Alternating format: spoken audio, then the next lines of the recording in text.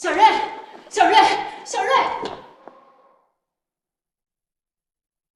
阿姨能跟你聊几句吗？你要怪就怪我吧。阿姨给你赔礼道歉。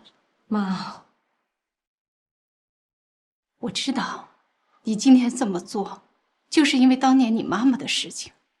可是你不能因为这一件事儿，就不救你爸爸了呀。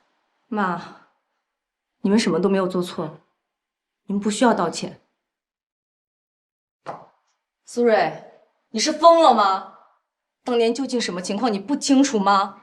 是你妈嫌弃我爸没本事，挣不到钱，跟他们单位的领导好上了，闹得满城风雨，还要来跟我爸离婚。后来人家领导不要他了，就想来找我爸复合，可能吗？你也是个男人，换你能接受吗？我爸跟你妈离了婚，后来才认识的我妈。你妈生病去世了，我爸也不好受。你知道爸为此难过了多久吗？你给我闭嘴！告诉你，苏瑞，一切的源头都是因为你妈，错的人就是你妈。你想干什么？这儿是医院。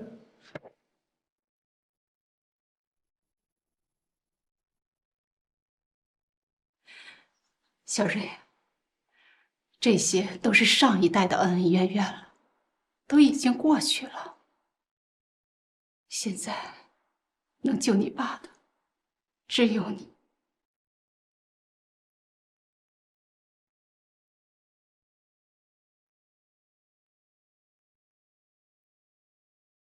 阿姨，求求你，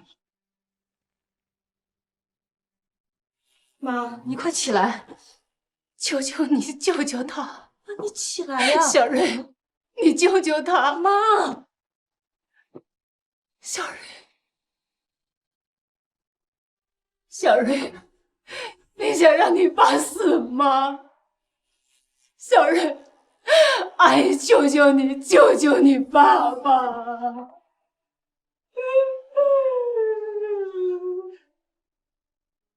我求求你了！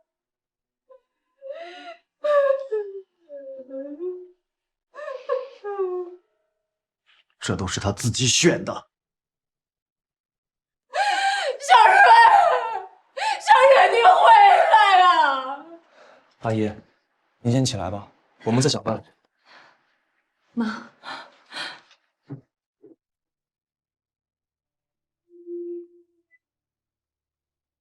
，38度5。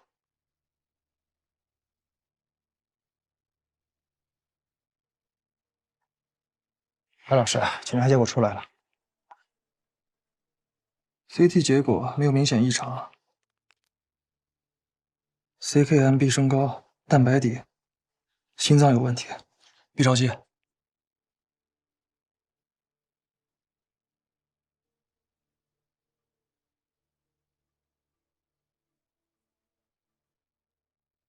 心脏瓣膜活动减弱，脾脏肿大，再加上持续的高烧，导致了低蛋白血症，是不是自身免疫系统疾病啊？有可能。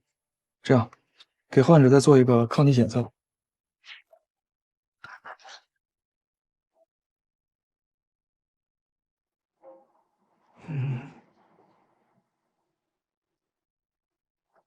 小瑞他怎么样了？爸，他根本就不管你的死活，你还关心他干什么？别这么跟你爸说话。他好好的怎么就晕倒了？医生说他得什么大病没有？他就是活该。你出去，去呀！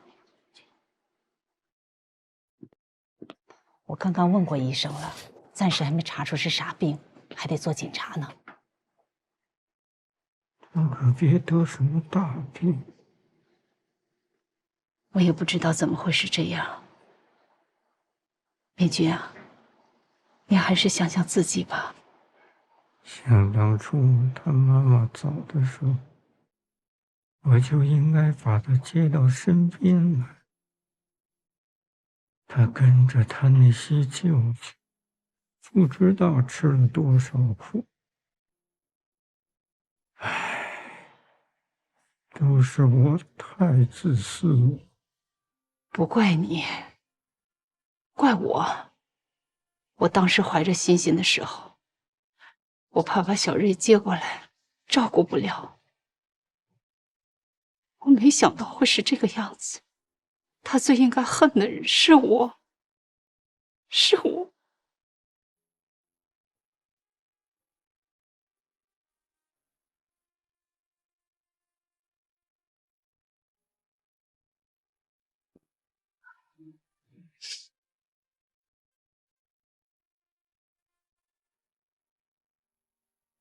啊，这患者的儿子也太狠心了吧！谁说不是呢？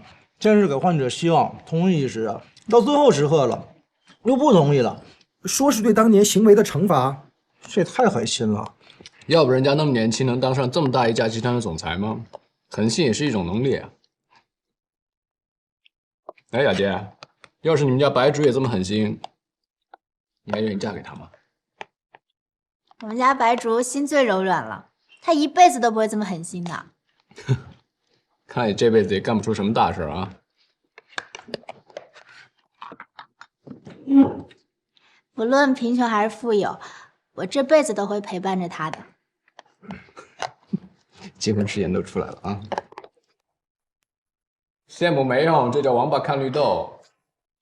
喂，好，我知道了。检查结果出来了，走吧。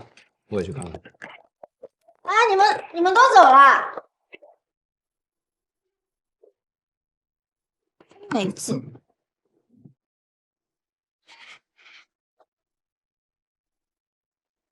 怎么样？抗体检测显示不是自身免疫疾病，会不会是感染啊？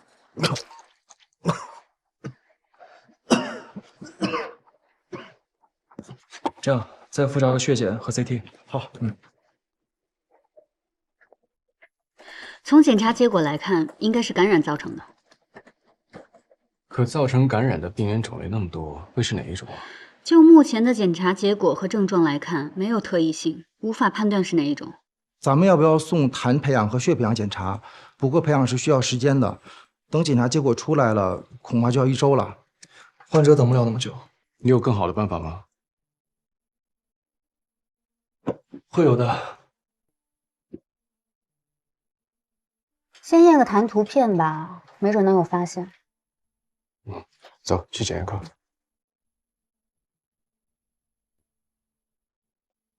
行，去拿药吧。谢谢你们，白医生。找到合适的骨髓了。和平医院刚刚上传了1名骨髓捐献者的资料。这个不是完美匹配啊。HLA 测试6个里面有4个是匹配的。半匹配移植会带来严重的排异反应，那至少能让他有活下去的可能啊。那患者这一辈子都要活在痛苦当中，像蒋先云一样。不，现在一个关键的问题，患者没有时间再等完美匹配的骨髓了。我已经向国外的骨髓库上传了资料，他们很快就会有恢复的。先不说配型成功的几率有多低，就算是找到合适的骨髓了，人家人在国外，能及时赶过来做移植吗？咱们不能拿患者的生命开玩笑的。我没有开玩笑，我一会儿会联系那个捐献者，让他随时做好准备。但这是我最后的方案。我再强调一遍，患者撑不了几天了，我们不你别和我争了，我是他的主治医生，听我的。好，我现在告诉你，他不再是你的患者了。这个患者我亲自接。行，你厉害你接，全你接。半匹配移植呢，会带来比较严重的排异反应，所以这个方案我们放到最后。这个之前我们会继续帮您找更加合适的骨髓。医生，你刚才说如果运气不好，不能检测出病源，小瑞就不行了。我刚才是在说你的病情。你告诉我，小瑞是不是很危险呢？培养结果还没有出来，我们暂时只能经验性用药。有没有什么别的办法？有时候诊断是需要时间的，我们也要观察他病情的发展，同时会给他加几个检查，去看一下这个病到底是什么形成的。如果有人感染同样的病，并且病得更重，症状更多，是不是就能更快地找出病源呀。这个有可能。那我愿意感染这个病。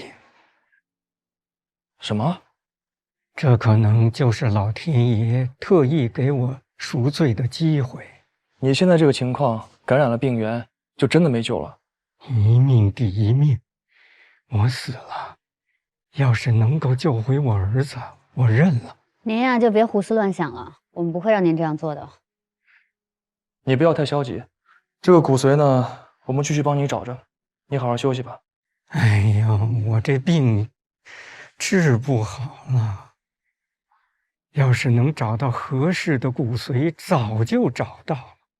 我这个白血病啊，来来回回的复发3回了。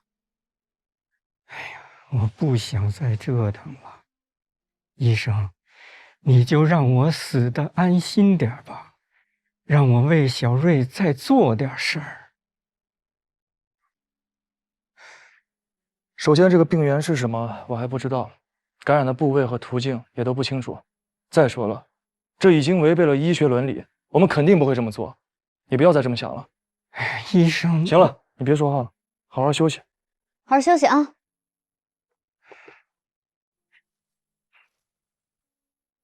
主任，主任，哎，你们俩怎么了，主任？白血病患者的儿子病源找出来了没有啊？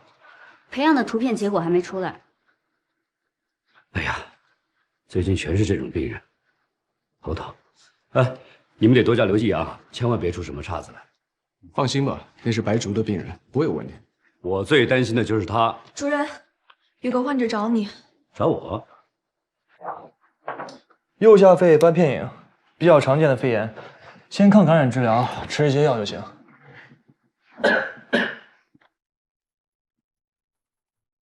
你这边忙完了吗？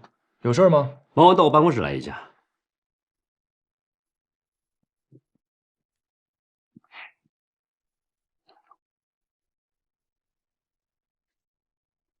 那个白血病患者为什么坚持感染病源？你认为是我指使患者这么干的？主任，患者不说了吗？白竹不同意他这么干，他才找了你，这不就说明不是白竹指使的吗？主任，白医生当时确实拒绝了患者。他要是不说，患者会有这种想法吗？确实是患者自己想出来的。就算是患者自己想的，我早就跟你们说过了，跟患者沟通的时候一定要注意方式方法。你们可能不经意的一句话，别人就听到心里边去了。做什么事情别老抱着这种急功近利的态度。咱俩谁更急功近利啊？你也别再说了，我是患者主治医生，用什么方式方法我说了算。白竹，你搞清楚了啊！我才是急诊科的主任。想发官微找错人了吧？哎，你好好说话。我看是你自己想高人一等，才这么不择手段的吧？我跟你们说，一定要时时刻刻把患者的安危为己任，才是一名合格的医生。主任说的都有道理，他都知道，但这事儿真不赖他。白竹，我跟你说啊，你在急诊1天，你就得服从我的安排，要不然就请你离开这个地方。我这儿不需要你这样的害群之马。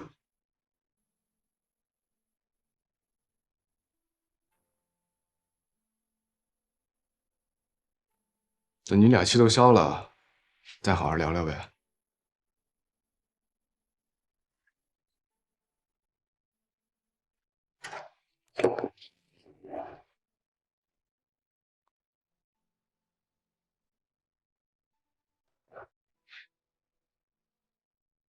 你怎么看？什么？我怎么看？他说我急功近利，不择手段。我觉得呀，你们俩刚刚都在气头上，说的都是气话。你别管我说的是不是气话，你怎么看？我觉得主任也是为了你好。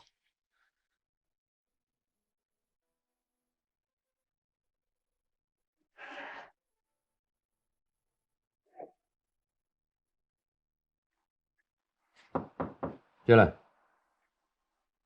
老师，你来的正好，我正要找你呢。我要离开急诊。这说，您都知道了。你这臭皮筋我不了解。陆主任一说你最近的表现，我就知道你会跟我闹这么一出。那您同意吗？不同意。我留在急诊就是在浪费我自己的生命啊！工作上有争执就是浪费生命？患者主动要求感染病源这件事儿，我已经仔细问过了。不管你是不是有意，就是因为你，才造成了目前这种状况。别说是你们陆主任，就换着我也得骂你啊！可是我就是实话。行了，工作上有争执那是正常的，今天不讨论这件事了。你告诉我，想离开急诊的真正原因是什么？我留在急诊就是浪费时间，浪费我的能力。还不说实话？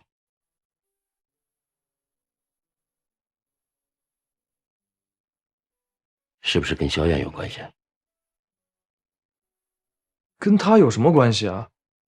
哎，老师，你是不是听谁说什么了？你看你一副失魂落魄的样子，急诊科谁看不出来？我不聋不瞎，还用谁特意告诉我？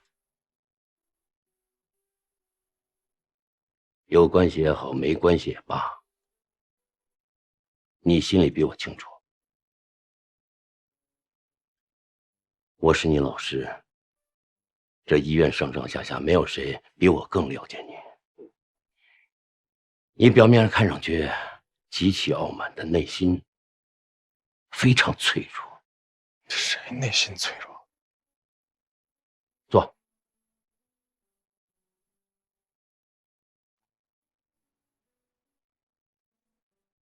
把你放到急诊，就是让你在最枯燥、最艰苦的地方去磨练，把你这颗璞玉磨练得大放光彩。你的人生道路还很长，还会经历许许多多的磨难和考验。感情上这点挫折，你都承受不了，那今后还怎么从容地面对疾病？更不可能从容地面对那残酷的死亡。你怎么能成为一个真正的好医生？对不起，让您失望。不要说对不起，白哲，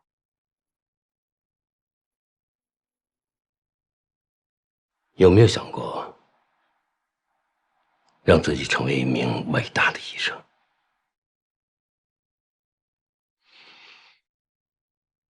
成为一名伟大的医生，一直都是我的梦想。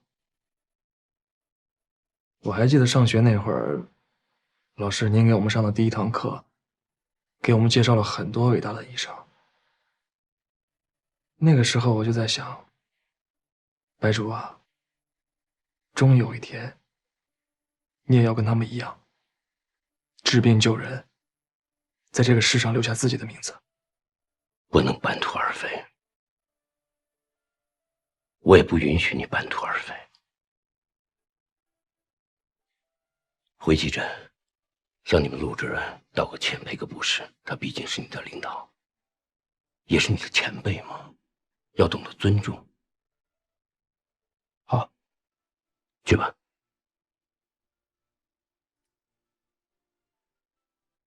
白卓啊，你是我这些年见过最优秀、最有天分的青年医生，别让我失望。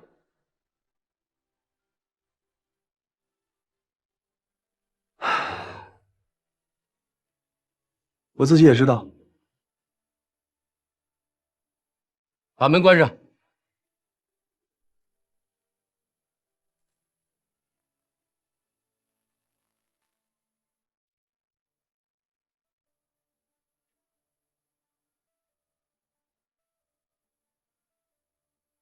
王人在这儿，跟陆妈吵完，找江院长去了。师傅不想干了。不过据我推测，江院长应该没同意。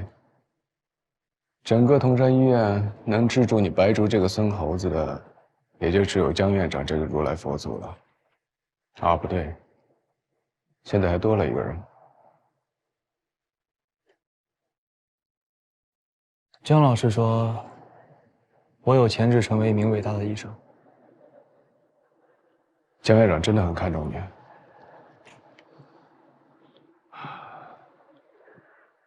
这我当然知道。那你德行，哎，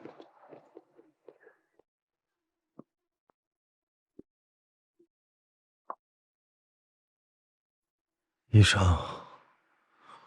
检查结果出来了吗？我得了什么病？严重吗？你这就是报应。是你，你来干什么？怕了，亏心事儿做多了。还救不成，又想来威胁我。我告诉你，我是不会给他医治的，永远都不会。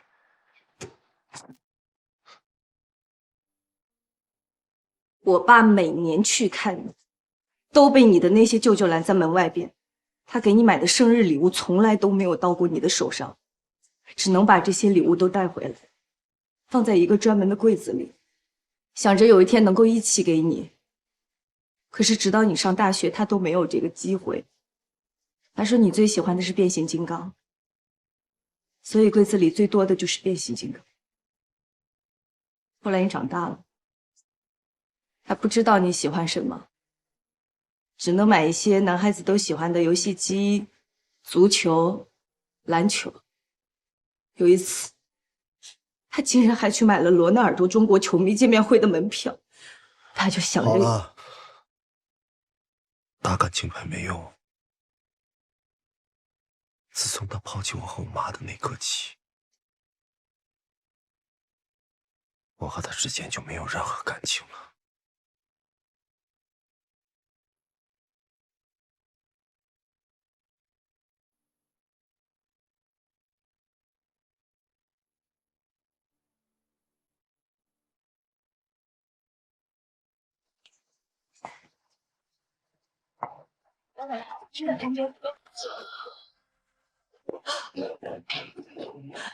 妈，怎么了？怀孕了？哎，家属请在外面等啊，稍安勿躁。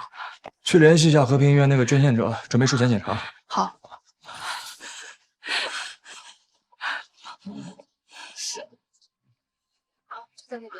白医生，查到了，查到什么了？苏瑞的病原检测是真菌感染，是假膜组织包浆菌病。那就能解释通为什么肺里有空洞形成。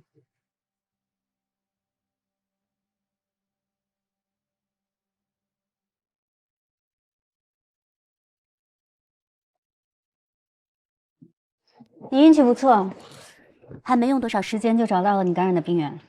我们会用两性霉素给你抗真菌治疗，放心吧，你问题不大。谢谢。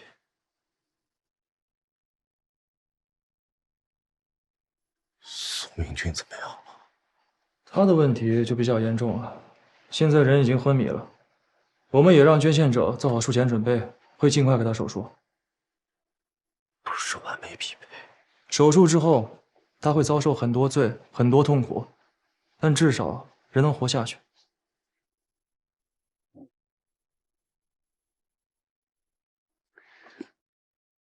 我们知道，你呢不想跟你父亲牵扯到太多感情，但你父亲他做不到。他知道你得了病，并且很严重，一直查不出病因，很可能会有生命危险，所以他跟我们说，希望跟你感染上一样的病源，跟你得一样的病，好帮助我们医生能更快的查出病源。不过你放心，我们当然不会让他这样做了。这对于一个白血病晚期的患者来说，等同于自杀。可你父亲偏要坚持，虽然已经找到了骨髓，不是完美匹配，但他至少可以活下去。但他呢，宁愿放弃掉自己的生命也要救你。他说因为你是他儿子，他欠你太多了，他作为父亲必须要这样做。其实经过这些天的相处，我们都看得出来，您跟您父亲还是相互关心的。苏先生，您有没有想过，为什么您跟您父亲的爱是错位的呢？他明明已经到了等待子女感恩的年龄，但你却一直在等待你父亲的道歉。我们中国有一句古话叫"子欲养而亲不待"。我们作为医生，已经看了太多的生离死别，感受了太多来不及说出口的遗憾。既然您跟您父亲都还有时间，有机会，你们为什么不珍惜呢？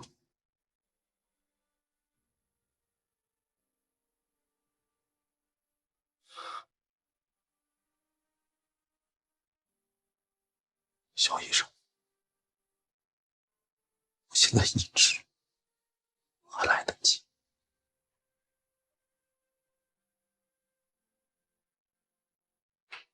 他真的答应了。他不会又想耍我们吧？放心吧，只要他病情一稳定，我们就让血液科专家立马开始评估。太好了，明俊，你有救了，你有救了，明俊。白医生，不走了吧？去哪儿？之前不是说要离开急诊科吗？谁跟你说的？那就是不走了。你别听他们瞎说。那天我其实想说，我是相信你的。后找我的不算。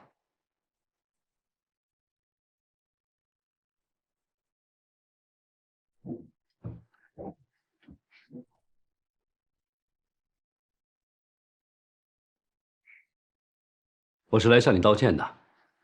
之前我太冲动了，不应该那么说你。其实你也不用跟我道歉。之前你说的也没错。我这个人吧，有时候的确是想显示自己的医术，不过也没办法，优秀的人对自己的要求都很高。不过，我也应该跟你道歉。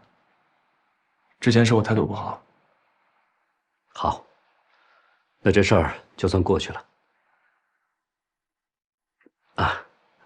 还有很多事情要做，快忙吧。对。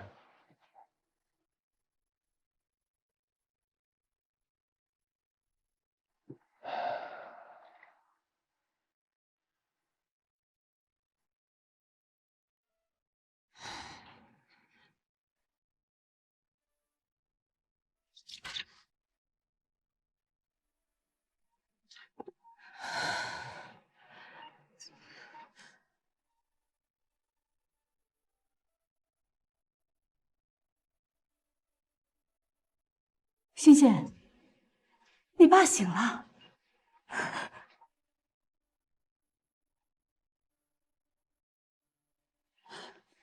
爸。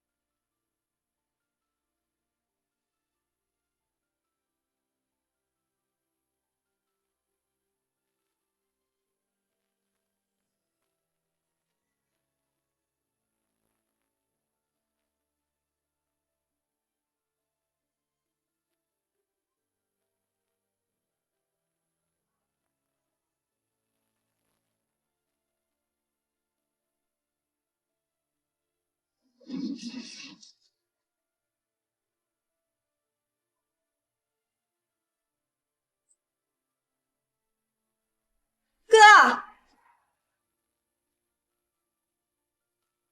谢谢你。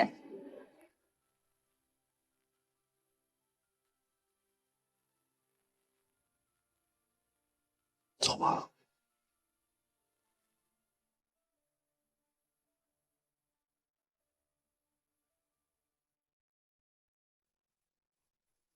行，人都来差不多了吧？这样啊，我跟大家说个事儿哈。这个今年的医院发展大会啊正在举办啊。这本次大会呢，也受到了全国媒体的高度关注啊，是咱们本年度最隆重的行业盛会。咱们科室参加吗？我报名。咱们科室最近患者太多啊，我们就不安排人员参加了。根据医院的规定，明天医院发展大会将派委员到咱们科室来参观调查，大家一定要引起重视啊！点头哈腰，满脸谄媚够吗？别瞎开玩笑。这个大家也不用担心哈，该接诊接诊，该工作工作，一切正常就行了，好吧？对，依然，明天委员来，你负责接待。不行，就这么定了。啊，就这个事儿，大家散了吧。啊，各忙各的去。不，主任，你来，你跟我去一趟抢救室的5号床。他的家属你找过了吗？找过了。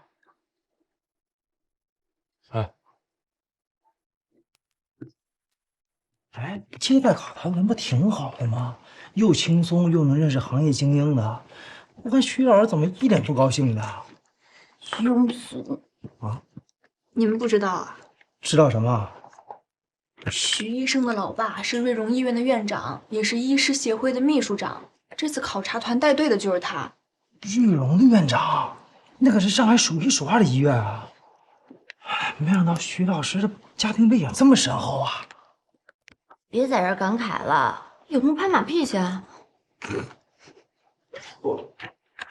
我就感慨一下，那这个人是徐老师的老爸，徐老师怎么那么不高兴呢？我听瑞荣的同学说啊，他们父子俩关系一直不太好，徐院长一直嫌弃徐医生不争气。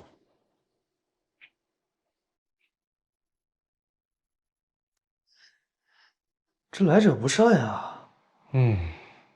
这么多年都没和你联系，突然来咱们这儿，那这肯定是冲着你来的呀。他还是想我去瑞荣，这样也挺好啊。你回去继续当你的太子爷，总比在咱们这儿当一个主治医师要威风得多啊。既然这么威风，我推荐你去啊。反正我爸对你也挺感兴趣的。你可拉倒吧，我对他不感兴趣。那怎么着啊？你的对策想好了吗？想好了呀。什么呀？车到山前必有路。思思啊，9床患者的化验单给我一下。哦，好。谢谢。依然，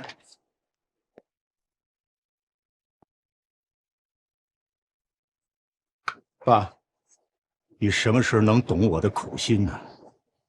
你在瑞荣是有编制的，你知道瑞荣的编制意味着什么吗？那是多少人打破脑袋都得不到的东西，你怎么着？想不要就不要了？你考虑过我的感受吗？你考虑过我的面子吗？你考虑过我的处境吗？我知道你很有天赋，也很努力，但是现在这个环境，光靠天赋和努力是不够的。我从临床专家到医院管理，我几经沉浮，我时时刻刻都不敢懈怠。我为了什么？我是为了我自己吗？我是为了你，为了你有一个更高的起点，为了你的发展，给你铺平道路。爸，好了，我不听你辩解，你现在就去找老姜，去辞职。我不是想辩解，我也不会去辞职。瑞荣就让你这么讨厌，还是我让你讨厌？我不讨厌瑞荣，我更不讨厌你。我是个成年人，我不想时时刻刻活在你的安排之下，我要按我自己的想法去生活。没有你自己做主的权利。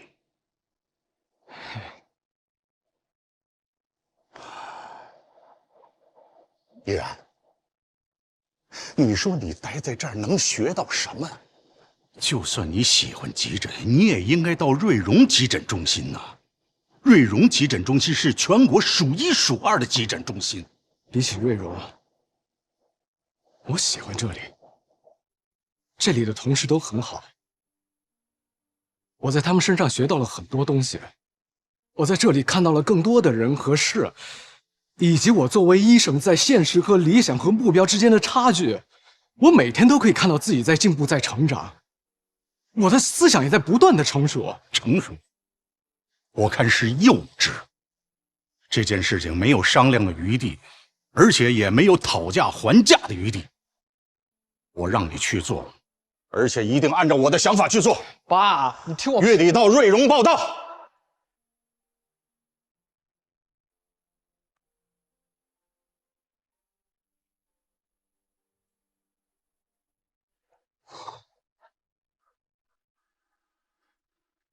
跟你们家那位霸道总裁聊怎么样了？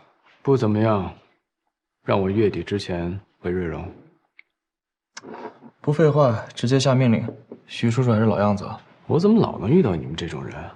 啊，只有你们的想法是对的，其他人只有服从的份儿，是吗？你也觉得我像你爸？你给我滚！我们家白竹早晚会像徐叔叔一样，成为院长、秘书长什么的。你是没跟他们这种控制欲超强的人一起生活过。你要真的嫁给他，我保证不出3个月，你就会求生不得，求死不能。你那是嫉妒我们家白竹。白竹，你放心，不管你变成什么样，我都会喜欢你的。待不下去了。哎，你晚上有没有？没有。我还能说什么？我还有一个病人。白竹，我那时候如果没有学检验，学临床就好了，我就可以天天跟他一起工作了。那你也得考得上。徐依然。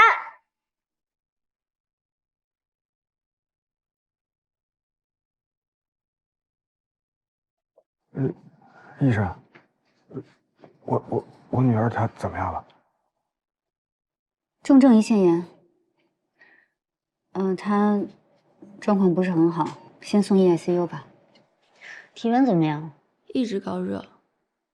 从片子上看，脓肿范围虽然没有继续扩大，但还是很危险。医生，给她做手术吧。她这个情况呢，我跟普外的主任会诊过，她现在做不了手术，强行做手术的话，有可能下不了手术台。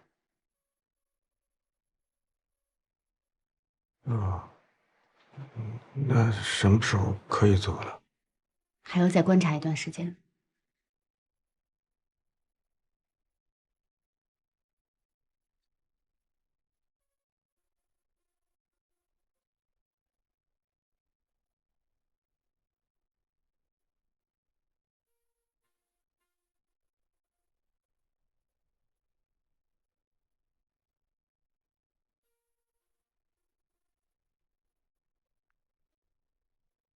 不做手术会死的。啊？不做手术会死的。这家人真是太可怜了，一个接一个。什么一个接一个？3年前你还没来铜山，他爱人就是在咱们医院走的，重症胰腺炎，跟他女儿现在一模一样。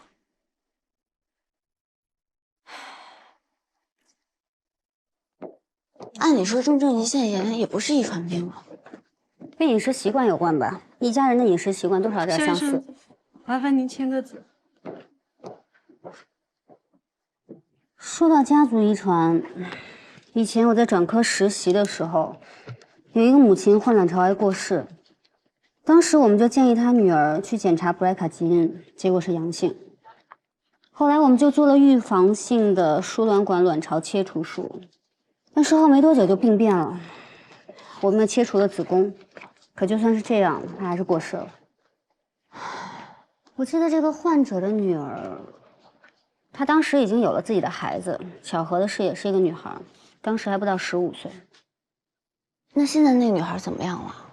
不知道啊，我们给她查了BRCA基因，也是阳性。那这孩子也太可怜了。5床患者的腹痛加重了。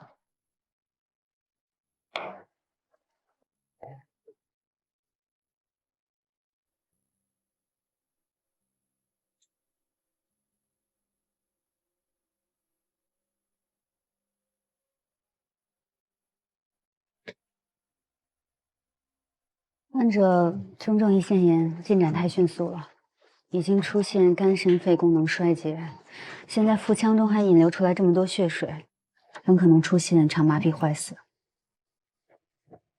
请你做好心理准备。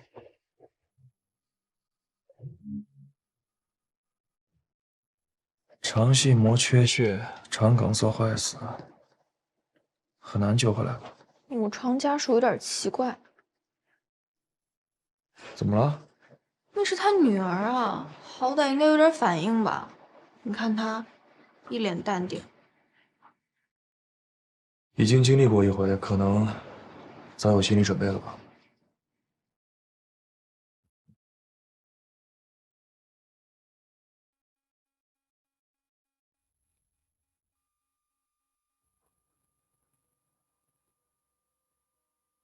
肾上腺素的反馈正在注射。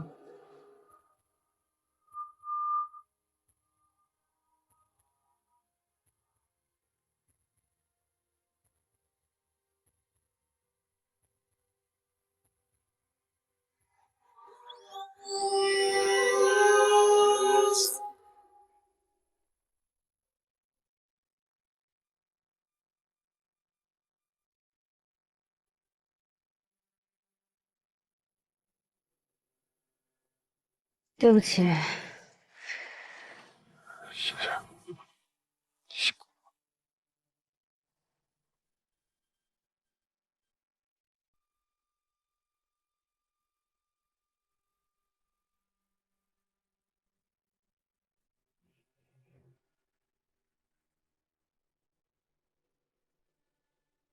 对不起，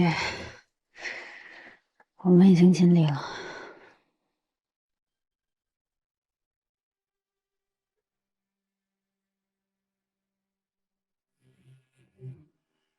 谢谢，辛苦了。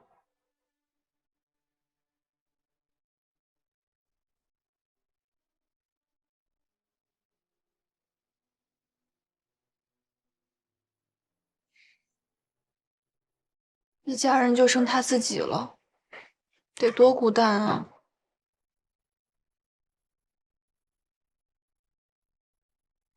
他女儿离开的时候，他没掉一滴眼泪，特别冷静。我以为是他准备好了，没想到就这么倒下。这就是伤心过度吧？他还这么年轻，希望他能尽快恢复。原本完完整整的一家人，现在就剩他一个人。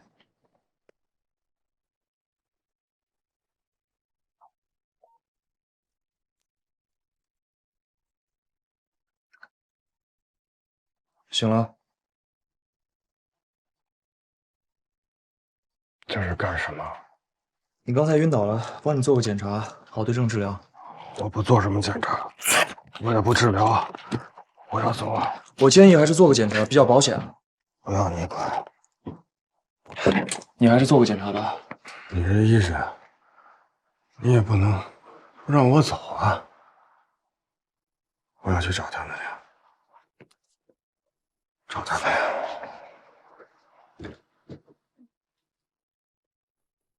你现在这个情况很危险，随时都有可能再次晕倒。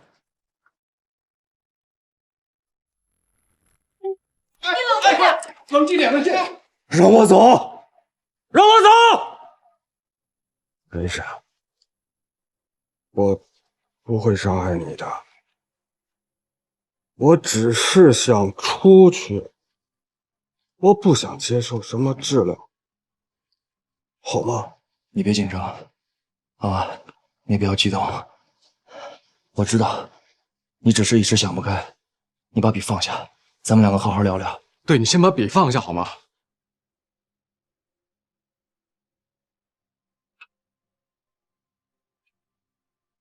没有什么好聊的，没有。你现在挟持的这名医生，他救过很多人的命，请你不要伤害他。我只有一个要求，让我出去。如果我没猜错的话，你是不是已经检查过了？你也得了重症胰腺炎。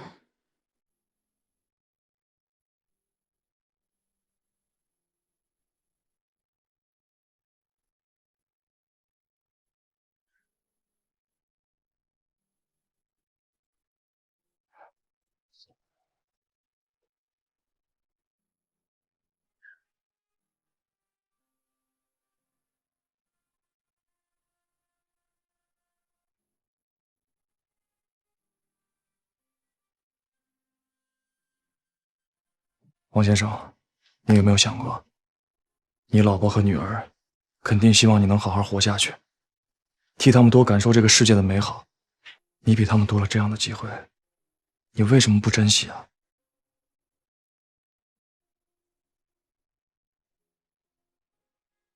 我儿子小光从小就查出了地中海贫血症，所有医生都说活不过周岁，但我没放弃，他自己也没放弃。这个病每天都要发作，发作的时候特别痛苦，可能一个成年人都受不了。可我儿子依然阳光、积极地面对生活，他现在已经8岁了。王先生，你这个病是有可能治好的。你活了这么大岁数，还不如个孩子吗？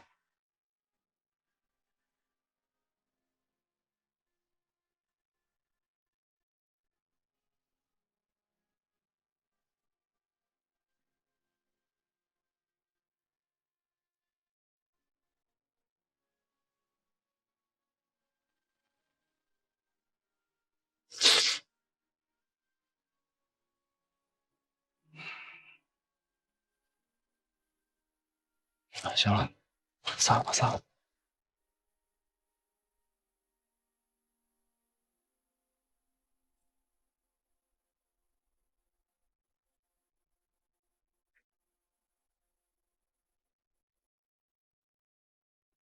咱们已经报警了，后面就交给警察处理吧。今天这个2个患者的事情，给咱们提了个醒啊。是我的问题。患者王强军的女儿因为重症胰腺炎在咱们医院去世，我是她的主治医生。我其实已经注意到了王强军的情绪不太对劲，但没有引起重视，所以发生了今天这样的事情是我的责任。我也有责任。我也有责任。哎，行了行了，今天不是追究谁的责任，你们能有这样的反省，很好。这就是咱们医生应该有的态度和责任感。其实我完全可以理解，咱们急诊科和 EICU 任务艰巨繁重，你们每个人身上压力都很大，治病的同时还得顾及到患者还有家属的心理状况，是有点强人所难了。是，每个患者和家属的情况都不一样，心理承受能力也不一样，我们很难判断他们的心理状况。没错，但是这个不是借口。你们想想，咱们的压力大，患者和家属的压力也很大。面对死亡，他们很有可能做出过激的反应，还有可能做出伤害到我们以及其他患者，甚至于危害整个医院的事情。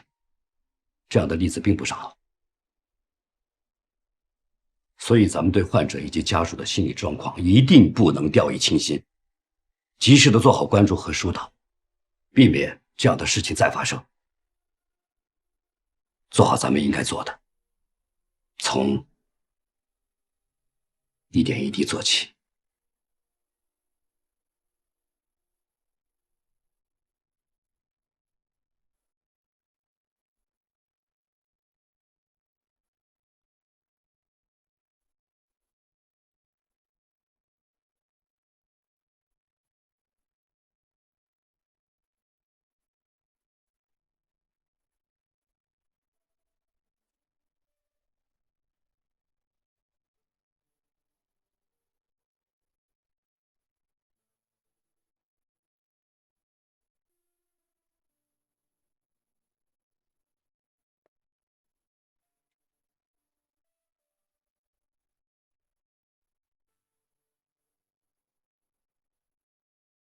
谢谢你们，没事。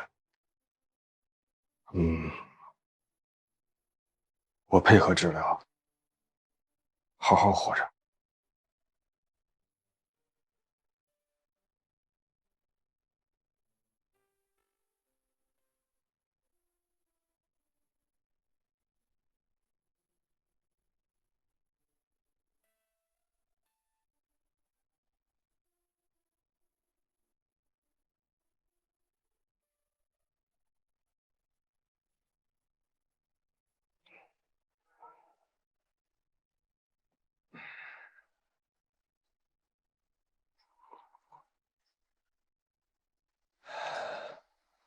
这样吧，为了感谢肖医生今天见义勇为，我请大家吃夜宵，想吃什么我来点。都这个点儿了，宵夜就算了吧，恐怕我们还没吃上就被喊走了。哎，要不吃水饺和苹果吧？急诊科夜班的科学可不能忘啊！这大半夜哪来水果卖呀？你真是为难死外卖小哥。那吃什么？我们来吃薯片。这叫俄罗斯转盘薯片，虽然是个湿的啊，但是可以当做一个游戏来玩。6片薯片里面有1片是非常辣的，咱们轮流着转，敢不敢？敢呀，这有什么不敢的？啊，这有什么不敢的？我也来。你俩不能不合群吧？无聊。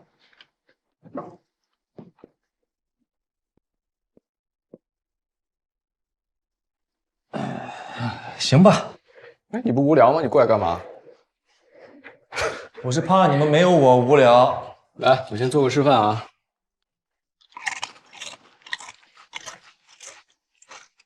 没感觉。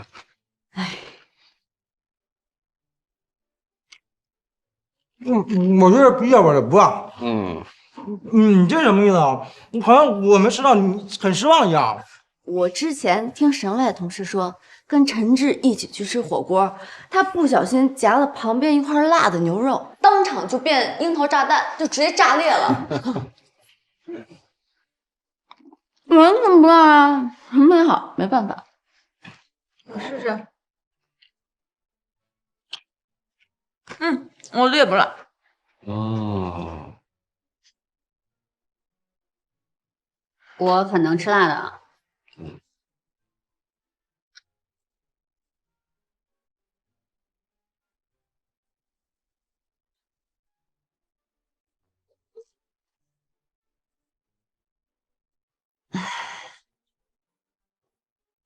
检验人品的时候到了，来吧。我人品好着呢，我也很能吃辣。你能不能吃辣我不知道。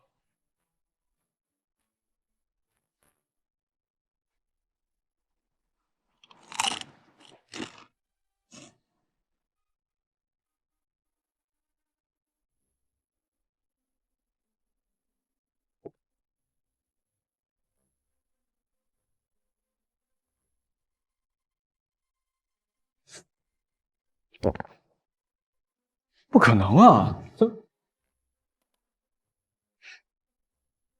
怎么会这样呢？徐医生，你是不是被骗了？这里面可能就没有辣的呢。等会儿，我们再来一轮啊！我这儿还有，再来一轮。这游戏太无聊了。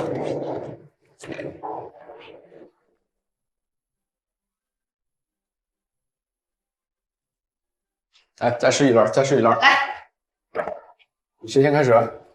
我先。你先。怎么样？辣不辣？到底辣不辣？不辣不辣。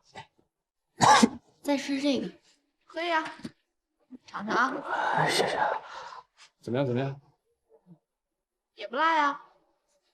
上锅都没有辣的。我来。爽啊！你确实挺能吃辣的。不能吧？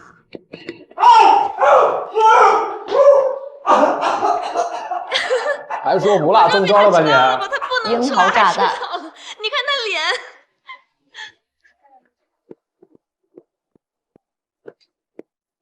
哎，看到徐医人没有啊？没有啊，怎么了？医院发展大会的考察团马上就要到了，关键时候人不见了，这急死了。肯定是故意躲起来了。躲什么？躲徐院长啊？他跟他爸一直有矛盾，您就不可安排他来做接待？关键时候给我掉链子，你跟我一会儿见到他怎么收拾他？好好收拾他。哎，你来负责接待。我主任，您别赶鸭子上架。哎呀，赶不赶都得上架了。我没准备呢，我。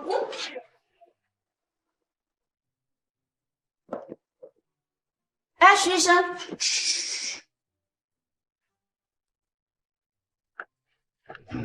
来，各位浙江这边请啊，这就是咱们的 ESU 病房。哦，欢迎领导来视察。我们哪是来视察呀，是来参观学习的。啊，那是白竹白医生吧？哦，对，是他。白竹白医生跟我们家依然是老同学，在学校的时候，老师们对他就赞不绝口啊。现在呢，还经常发表国际性的论文，年轻有为啊。咱们依然也是青年才俊呀。哼，我那儿子。算了，不提也罢。我听说这里还有一名女医生，也是很优秀的。您说的一定是萧燕萧医生吧？他可是我们院长专门从瑞士的洛桑医院请回来的，以前还做过无国界救援医生呢，医术是相当的高明。你们 EICU 真是人才济济啊！您太客气了。过奖过奖了。来，各位专家，咱们这边请。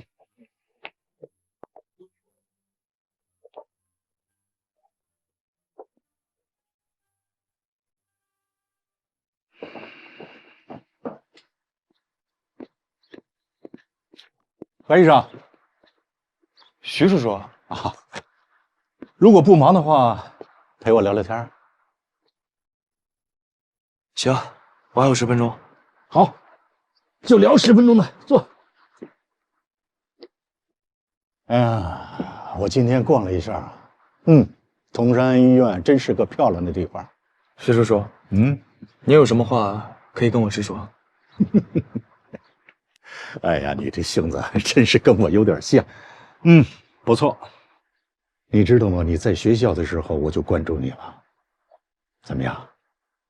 有兴趣到我们医院去吗？真的对不起啊，徐叔叔，依然的事儿我帮不上忙。哎呀，依然这个孩子呢，哪儿都不像我，就一点像我，太倔。你呢，是他最好的朋友，如果你能来的话，我想会影响他的选择。您是依然的父亲，也是我的长辈，我很尊重你，但我真的不喜欢别人把我当成一颗棋子，非常抱歉。棋子儿，哎呀，你误会了，白医生。我让你来到瑞荣呢，确实是有依然的因素不假，但是我最看好的还是你这个人。更何况，从你的前途上考虑，我们那儿是更适合于你。你想啊，你有丰富的医疗知识和突出的应变能力，还有漂亮的履历和教育的背景。只要你到我们那儿去以后，我敢保证，不出5年，你就可以有自己的科研项目经费，同时建立自己的实验室。您提的这些条件的确很诱人，但还是算了吧。这不仅仅是你个人能力的浪费，更是对优质医疗资源的浪费。我这个人自由散漫惯了，也不喜欢按照别人提前规划好的路线走。就算我去了瑞荣，时间一久，你也受不了像我这样的下属。哎呀，怪不得呢，你和依然是最好的朋友啊！这一点啊，你们俩实在是太像。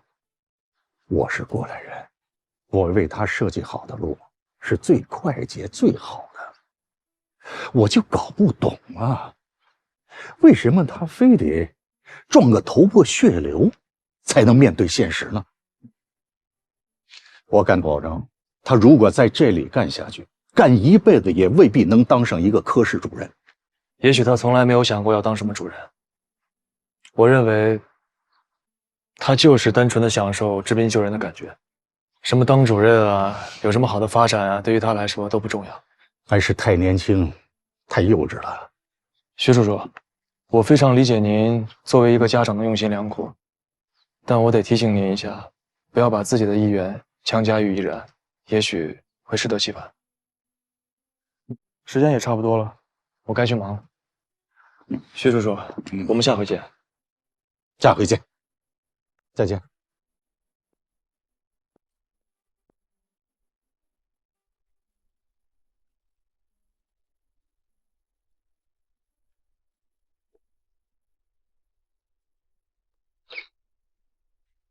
我爸找你啊？他想让我去瑞荣，还开了一个很好的条件。看来我爸真的很欣赏你啊！你可拉倒吧，他让我去瑞荣，那完全是因为你。不过不得不说呀，你爸这个推断力还是挺强啊。他知道我对你有巨大的影响力，我要是去了瑞荣，你肯定去。不过有一点他失算了，就是低估了说服我的难度。我白竹可不会因为任何人、任何条件而改变我的坚持。呼吸系统正常是吧？啊，对，正常。我看消化系统无泛酸、呕吐、痛。依然，你先去忙吧。好。你怎么来了？你哪儿不舒服吗？没有，这不是快到预产期了吗？来医院检查检查，一切正常。你一个人来的吗？怎么没人陪你啊？我婆婆陪我来的，她肚子不舒服，去洗手间了。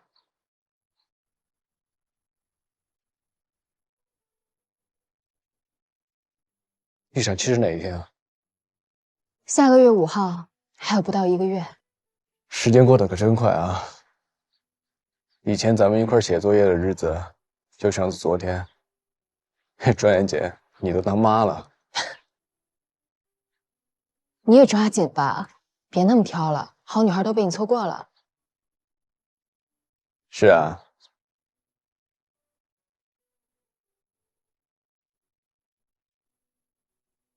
哎，别喝凉的了，你去我办公室喝口热水。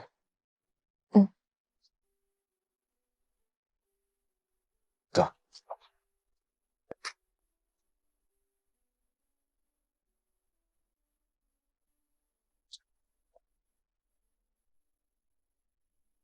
来，先喝口热水。谢谢。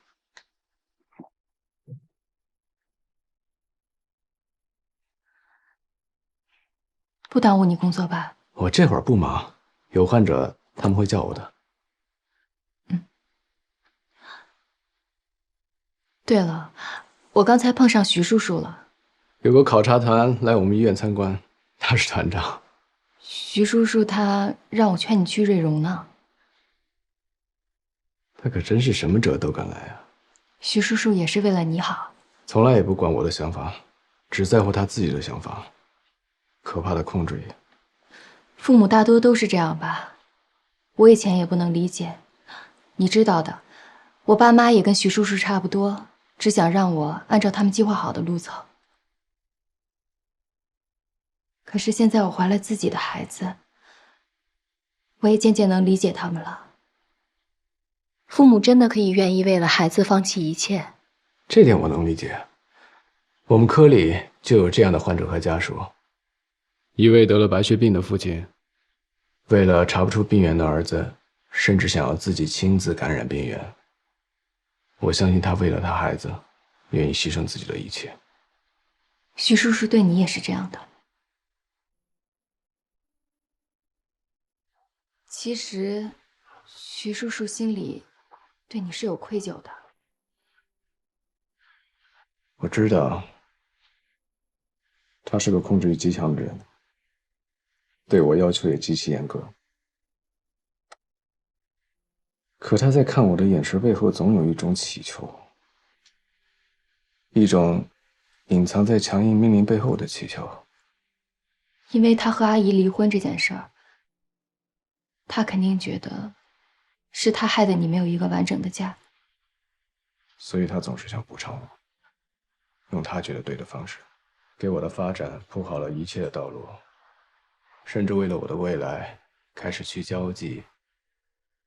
他以前最不喜欢交际了。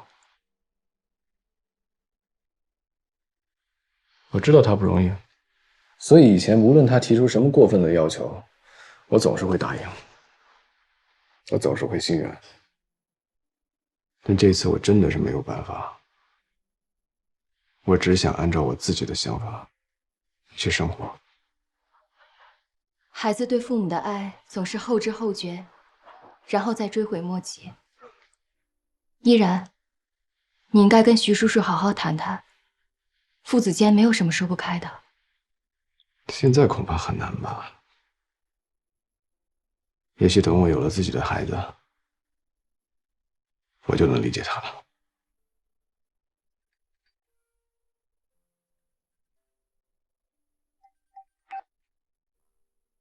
喂，妈。哦，你别着急，我这就过去啊。怎么了？婆婆回来没找着我，着急了。别急，我扶你过去。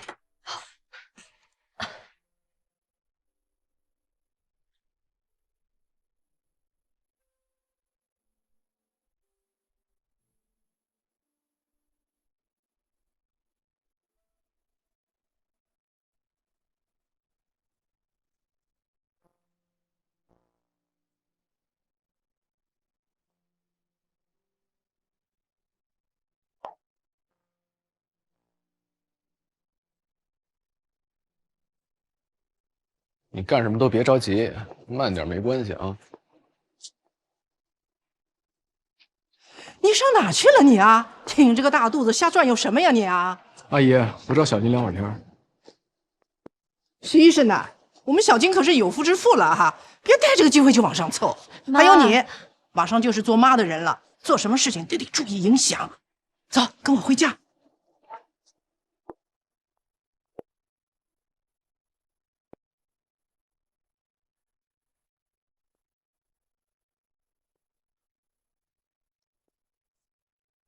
爸，哎呀，真是可惜啊！小静这么乖的孩子，嫁了这么一个人家。我还有患者，我先去忙了。等一下，你跟我就这么没话是吧？我真的还有患者。瑞荣，你就真的不回去了？爸，我跟你说了，我在这儿很好，我不想去瑞荣。好，你不想回去就不回去了。你按照你自己的想法生活吧。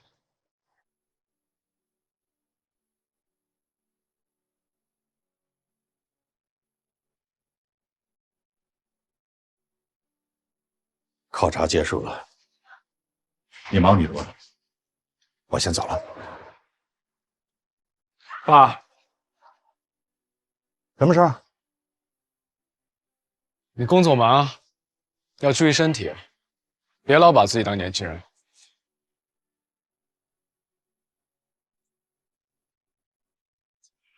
臭小子，你管起你老爹来了！我告诉你，你老爹还能再工作20年。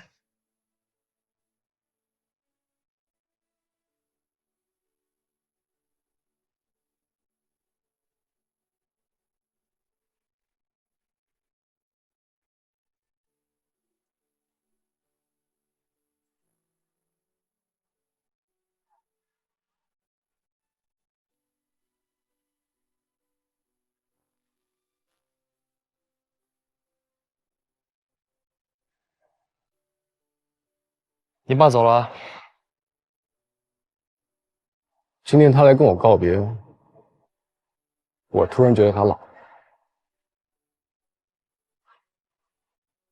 我在想啊，以前我那么固执的想要逃离他，是不是做错了？至少应该考虑一下他的感受。毕竟，他就只有我这一个孩子。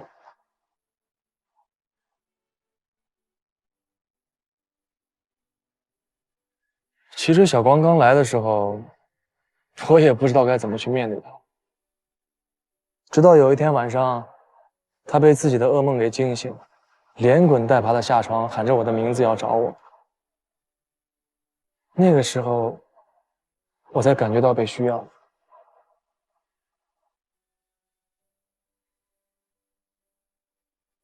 在这个世界上，能有一个让你牵挂的人，已经是最大的幸福了吧？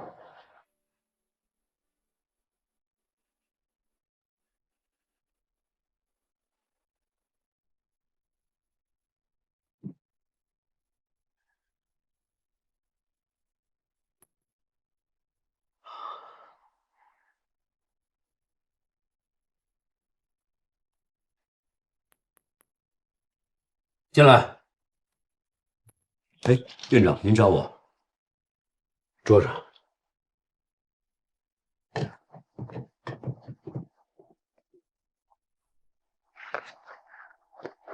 考核的初步结果已经出来了，你自己看吧。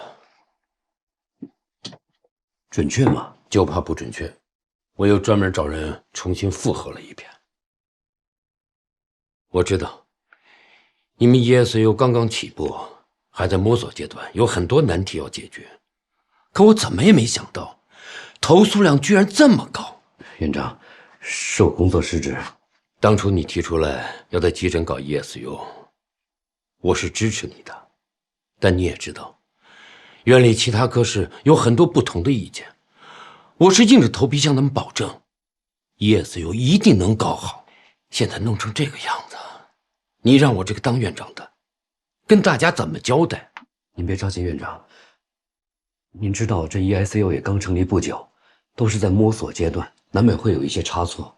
但是 ESU 成立以来，毕竟也救治了那么多的危重患者，这也是实实在在的结果。成立 ESU 是为了给更多的急重症患者提供最优质的服务，能够更好的治病救人。老陆，你们要时时刻刻把服务好患者放在第一位。院长，不要再说了，你只要给我记住一点，你是立过军令状的，半年之内再出任何岔子，我拿你试问。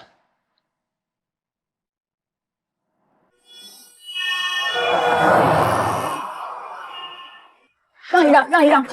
62岁女性，全身本分，治20毫升，血压120/80，心率110，后面还有一个。测控，遗传，什么情况？患者男性，25岁，体表色分泌85%，无发现量的血压，高动脉脉搏112。去叫医生，好，稳住。我们赶到的时候，他正给他老伴做心肺复苏，100毫克杜冷丁。好的。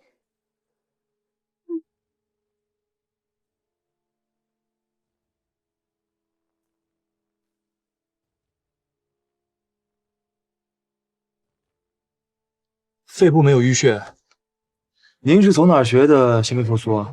我电视上看的。医生，国华他怎么样了？我同事正在抢救他。你们一定要救救他。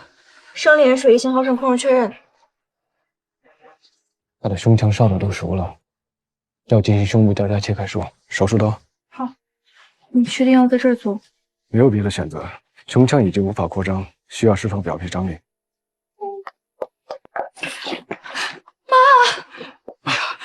怎么这样了？我婆婆她没事吧，医生？患者2度烧伤，目前触碰皮肤会特别疼痛，不过暂时没有生命危险。妈，你怎么会这样啊？不要紧的，医生，国华他不会有什么事儿吧？毕国华，妈，你不是答应不跟他来往了吗？你怎么跟他在一块儿呢？是啊，妈，你怎么又跟他凑一起去了？那就不是好人，你怎么又不听我们的话呢？你说你们不要再说他了。 患者家属，麻烦你们先出去，患者需要休息。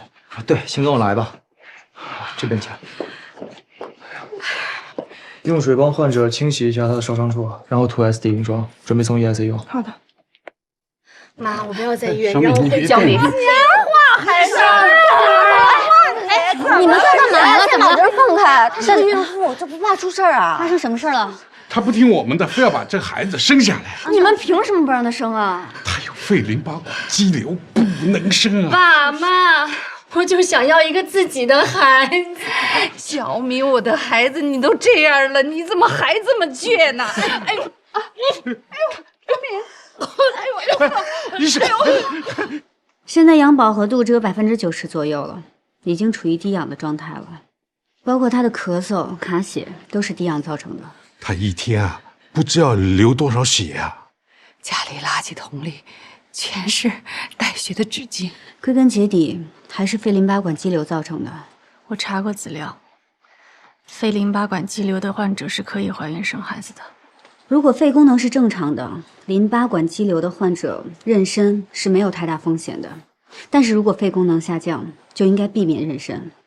你现在有非常严重的肺囊样病变。会使你肺部气体交换的功能受到严重的损害。随着你孩子一天一天的长大，这种症状会越来越严重，甚至危害到你的生命。所以我们建议你要把孩子生下来。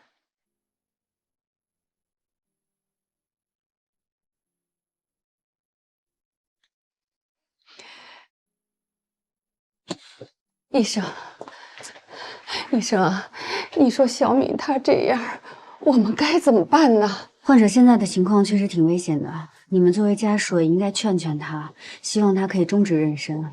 你们是不知道，所有的公立、私立医院，我们都去咨询过了，他们都说不能生。可这孩子铁了心要生啊！我们也不知道该怎么治疗，就看着他的身体一天不如一天。你们也看见了，要不是我们压着他过来，他死活都不肯来医院呢。他怎么这么轴呢？生孩子重要还是自己的命重要呀？就是啊，谁说不是呢？患者为什么非要生这个孩子呀？他是有什么心结吗？还是有谁非得逼他生这个孩子？没有啊，谁也没有逼他生。那她老公呢？她老公的父母是不是着急抱孙子，所以逼他生？没人逼他，我的亲家对他都特别的好，都不愿意他生呢。医生，能不能？您说，能不能给小美吃一点药，把那孩子给打了？这怎么行？这种情况是绝对不允许的。虽然从医学的角度上来说，我们希望患者尽快终止妊娠，但是决定权在患者自己手上，谁也不能替他做决定。求求你，医生，你救救我们家小敏吧！您放心，我们一定会尽力的。现在呢，先让他在医院留院观察几天，之后我们也会找其他科的专家来会诊。你们作为家属也多劝劝他，我们也会找机会跟他说说的。谢谢医生，拜托了，我拜托了，着急，拜托了，拜托。没什么大问题了。医生，国华什么时候能醒过来？现在不好说，他的情况不是很好，你要注意休息啊。哎，张医生，李主任，啊，这是咱们接到的，张警官、刘警官，有些火灾的情况，我们需要向你了解一下。国华的房子怎么样了？当时有风，火势很大，消防队来不及抢救，都烧光了。根据现场的勘查，火灾应该是由于线路老化、超负荷用电造成的。你当时也在现场。毕国华是不是违规使用了什么电器？房子都烧光了，还问这些有什么用？大火不仅把毕国华的房子烧没了，还波及了附近的一家便利店，造成了不小的经济损失。我们需要理清责任，确定赔偿数额。肯定是毕国华这个老头，烧了自己家还不算完，把便利店还给烧了。警察同志，一定要让他赔钱。请你如实的告诉我们当时的情况。妈，这都什么时候了，你还替他瞒着呀？快告诉警察呀！如果你不把当时的情况告诉我们，无法理清责任。身为当事人之一，你可能也要承担一部分的赔偿责任。妈，快说，快说！那要赔多少钱？初步估算需要15、16万。妈，你还想替那个人背黑锅呀？咱别发神经了啊！15、16万呢？我们上哪弄那么多钱去？好，我想起来了，一定是毕国华。这个老头身体不好，一到冬天他就冻得不行，肯定是开了电暖气，这引发了火灾。是这样的吗？毕国华是不是使用了大功率的电暖器？妈呀，15、16万呢！您孙女儿苗苗上个课外辅导班都不舍得钱，怎么这么狠心啊？苗苗可是您亲孙女儿，难道还比不过一个外人吗？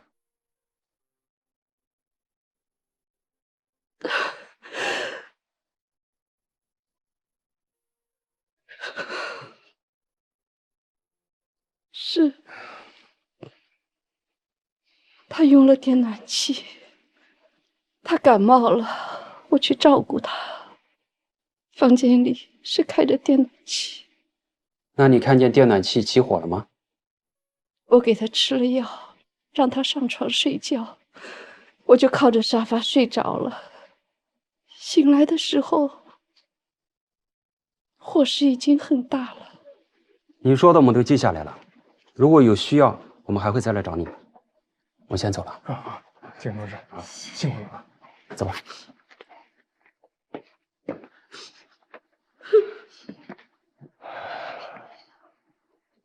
跟你们家属说一下啊，患者需要休息，不要让他的情绪过于波动了。好，如果你有哪儿不舒服，就及时呼叫我们护士，啊。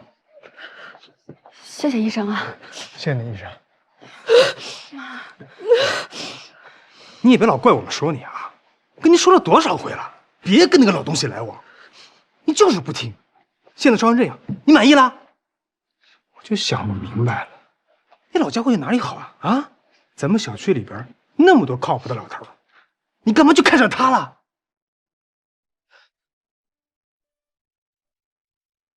他愿意陪着我。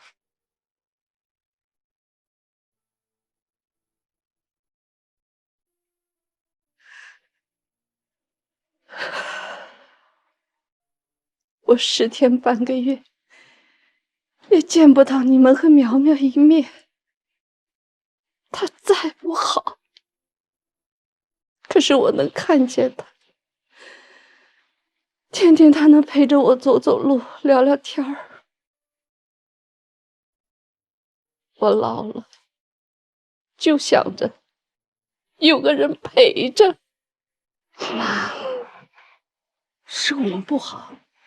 妈，我们以后会多点时间陪你的。来不及了。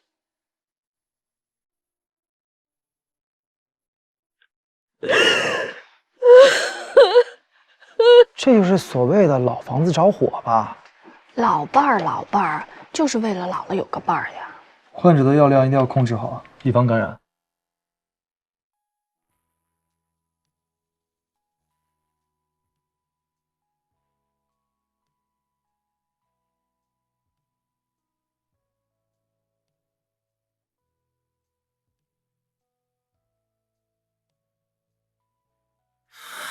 有缘的话，我们会再见，道别在心里练几遍，省略了客套的寒暄，拥抱喂饱了想念。谁不会在约定的时间付出最真的一次爱？自己画的句点，自己画圆。